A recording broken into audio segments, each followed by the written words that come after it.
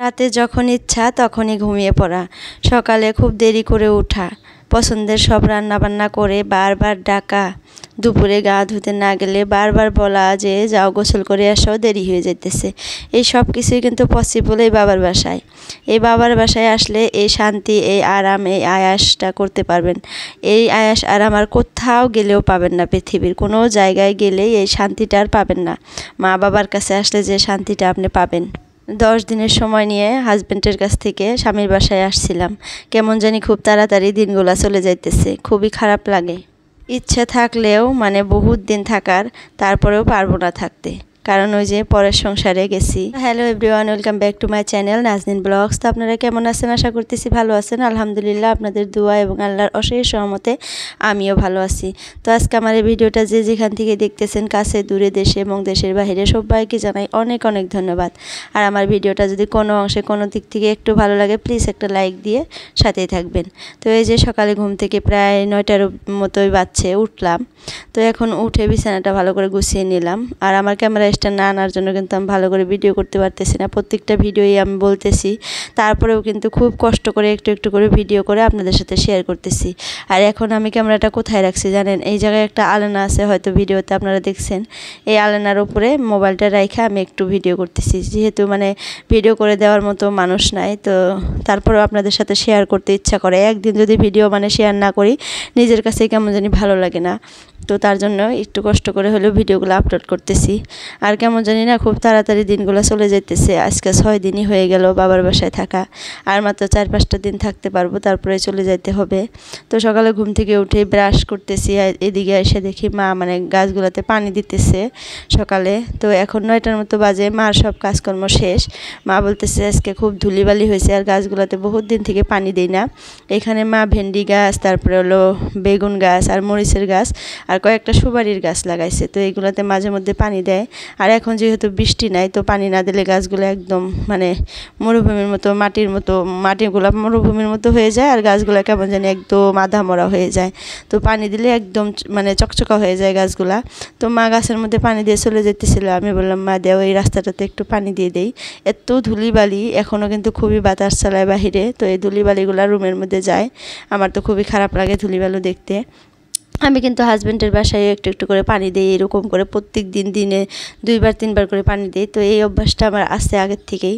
তো এই পাশেও পানি দিয়ে দিলাম। আর ভাই একটা গাড়ি এখানে রেখা মানে ভিতরে আমার মানে আমাদের বাড়ির পিছনে যে গোডাউন আছে ওদের, তো সেখানে গেছে, আমি একটু বাইকটাও ধুয়ে দিলাম শয়তানকে করে। তো যাই হোক, পানি টানি দেওয়া কমপ্লিট। এই যে বাবার বাসায় আসছি, কত আরাম দেখেন। কোনো কাজ মানে নিজের ইচ্ছে থেকে কোনো মানে নিজের ইচ্ছা কি কোনো কাজের আর কি প্রেশার নাই যে এই কাজটা আমার করতেই হবে, এই কাজটা আজকে না করলে কালকে করতে লাগবে, বা এই কাজটা এখনই শেষ করতে লাগবে, বা এই সময়ের মধ্যে এই কাজটা করতে লাগবে, এই প্রেশারগুলো কিন্তু নাই, তাই না?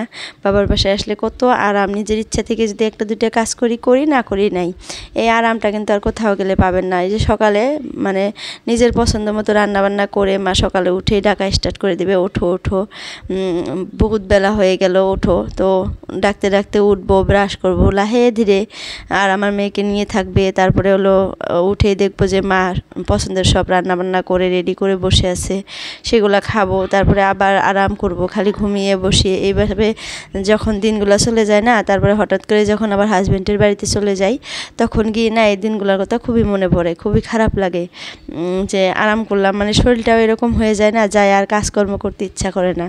তো যাই হোক, সব মেয়েরই এরকমই হয়, হাজব্যান্ডের বাসায় যাওয়ার পর বাবার বাসায় আসলে এরকমই হয়। তো এই যে আমার মেয়ের ফ্রকটা যে মা দিছিল ঈদের মধ্যে, তো ফ্রকের কাপড়টা আমি ভালো করে মানে তখন দেখি নাই, মা ভিডিও কলে দেখাইছিল, ভিডিও কলে তো আর অতটা ভালো করে দেখাও যায় না। তো এখন দেখতেছি যে কাপড়টা মানে অতটা সুবিধার না, দামটা ঠিকই নিছে। তারপর হলো কাপড়টা মানে ফ্যান্সি কাপড়, বিয়া সিয়া খাইতে গেলে পরতে পারবে। তো এখন তো ওইরকম বিয়াও নাই, আর ছোটো বাচ্চার জন্য এরকম করে কাপড় কিনে তুলে রাখা যে কবে বিয়ে লাগবে তখন পরবে, তারপরে ঠান্ডা আসলে পরবে। এখন যেহেতু গরম পড়ে যেতেছে, আর একদমই ছোট। আর আমার মেয়ে কয়েকদিন গেলে আবার 2-3 মাস গেলে আবার বড় হয়ে যাবে, তখন আর এই ড্রেসটা লাগবে না। তো এখন তো পরাইতেও পারবো না, তো ভাবলাম যে মায়ের ড্রেসটা রাইখা কোনো লাভই নেই, চলো আমরা ঘুরিয়ে দিয়ে আর একটা নিয়ে আসি। আর আমাদের মানে কাকুটা বলছিল বলে মাকে যদি কোনো কম বেশি হয় নিয়ে আসেন, ঘুরাইয়া দিব।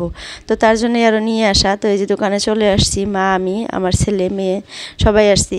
আর ঈদের পরে দেখেন বাজারটা একদম ফাঁকা, মানে একটা দুটো দোকান খোলা আছে, তারপরে কিন্তু একটা গ্রাহকও নাই, কাস্টমারও নাই, একদমই ফাঁকা থাকে। আর এই জায়গাটা ঈদের আগে এমন ভিড় ছিল, কি আর বলবো। এর আগে এই মার্কেটে আসলে মানে পা ধোয়ার জায়গা থাকে না, আর বসার তো জায়গা বাদই দেন, পা ধোয়ারও জায়গা থাকে না। আর মানে একটা কাপড় চাইতে চাইতে একদম আপনারা অভক্তি উঠে যাবেন, এরকম একটা অবস্থা।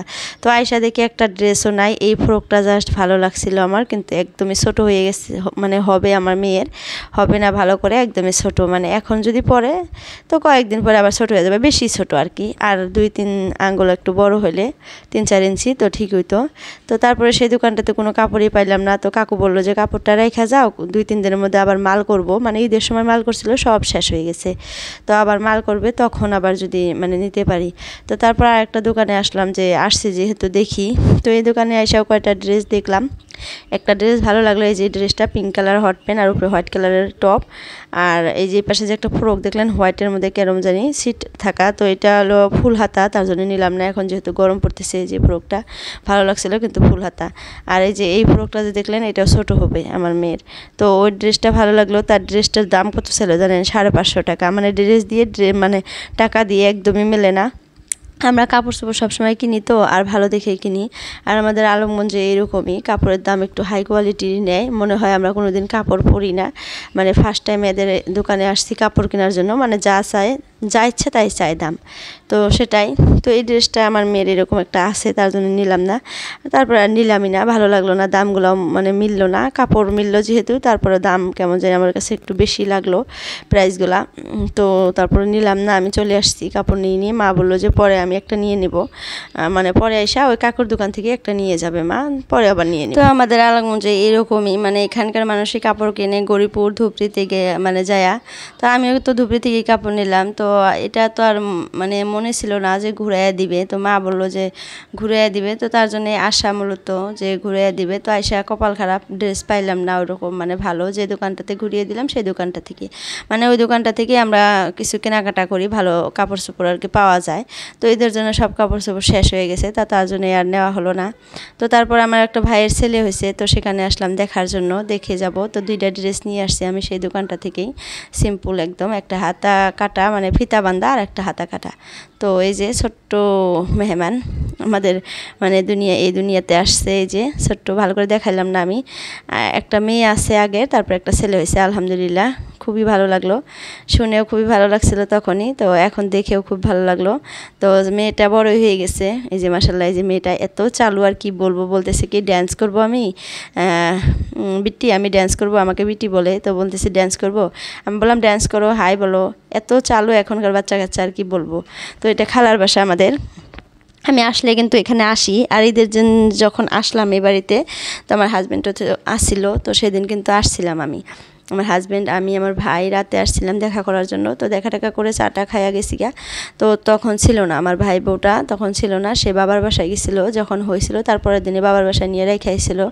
তো এখন আসছে, তো ভাবলাম যে আসছে যেহেতু আমিও আসি, যেহেতু দেখে আসি, তো তার জন্য আসা দেখার জন্য। তো ছোটো একটা বাচ্চা কিন্তু এই পৃথিবীতে আসলে সবাই দেখতে আসে, তাই না? আর এই দুনিয়া ছেড়ে চলে গেলে দেখতে আসে, আর বিয়ার দিন দেখতে আসে, এই 3টা দিনই কিন্তু মানুষ আর কি দেখতে আসে। তো যাই হোক, দেখতে আসছি, আয়সা দেখি যে বাড়িতে একদম অগোছালো, কারণ এদের রুম সুম সব ভাঙ্গা নিছে, একদম বিল্ডিং দিতেছে, তো রুমই নাই, একদম কুচকার জায়গায় নাই, মানে হাঁটারও জায়গা নাই, এই একটা অবস্থা। তো আমি কিন্তু আর বেশি দিন বাবার বাসায় থাকবো না, আর 4টা দিন থাকবো, তারপরে চলে যাব।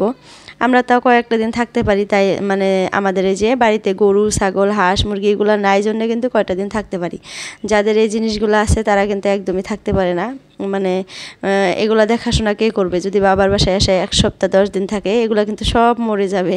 তো যাই হোক, এখনও পর্যন্ত আমার গরু ছাগল এগুলা মানে এখনও পুষিনি, ভাবছি ভবিষ্যতে আমি মুরগি পালবো। মানে মুরগি 1-2টা বাড়িতে না পাললে হয় না কিন্তু, তাই না? তো এখন পর্যন্ত কিন্তু আমাদের বাসায় ওরকম হাঁস মুরগি গরু ছাগল কিছুই নাই। গরু ছাগল তো নাই, ওগুলো বাতি দেন। তো হাঁস মুরগি ওরকমটা পুষি না আর কি। একটা মুরগি আছে, একাই ঘরে ঢুকে একাই বাইরায়, ওটার আর কোনো মানে খেয়াল রাখি না। তো যাই হোক, ভবিষ্যতে ভাবছি পালবো, তখন আর ভালো করে আর কি বাবার বাসা খাইতেও পারবো না। তো তার জন্য এখন একটু ভালো করে আইসা থাইকে যাই, 1 সপ্তাহ 10 দিন যাই হোক থাকি। তো তারপর কিন্তু সেখান থেকে বাবার বাসায় চলে আসছি, খালাদের বাসায় থেকে। এখন রাত হয়ে গেছে, আমার মেয়েকে নিয়ে আমি বসে আছি, সে খেলতেছে, আর এদিকে ছেলেকে একটু পড়তে বসিয়ে দিছি। আর আমার ছেলে দেখেন এখন 1-এ উঠছে, এখন মানে ওকে ক খ সরিয়ে সরে এগুলো শিখাইতে হবে। মানে 1-এ ওঠার পর হিন্দি আর অ্যাসামিস সাবজেক্টটা দিচ্ছে। এই 3 বছর যে পড়লো, এই 3 বছর খালি ইংলিশ মিডিয়ামের কিতাবগুলো পড়ছে, সব ইংলিশ মিডিয়াম ছিল। তো হঠাৎ করে অ্যাসামিস মিডিয়ামের কিতাব মানে অ্যাসামিস আর হিন্দি দিছে। তো এগুলো এখন নতুন করে আবার পড়াইতে হবে। তো যাই হোক, আজকের জন্য এতটুকুই। বাই বাই, আল্লাহ হাফিজ। সবাই সুস্থ থাকবেন, ভালো থাকবেন।